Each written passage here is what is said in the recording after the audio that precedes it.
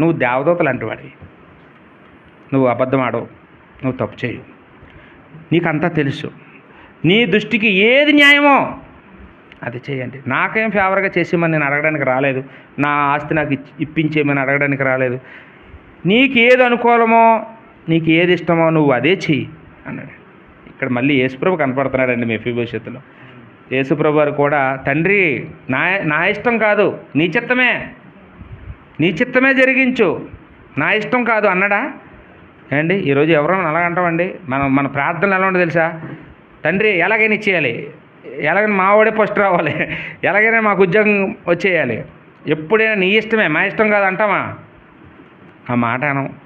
దేవదూతలే ఎవరు చెప్పినా చెయ్యు, దేవుడు చెప్పింది చేస్తాయి. అలాంటి వాడివి నువ్వు దావీదు. నీకు ఏది అనుకూలమో దేవుడు నీకు ఏది చేయమంటే అదే నువ్వు చెయ్యి, నాకు ఫేవర్గా చేయమని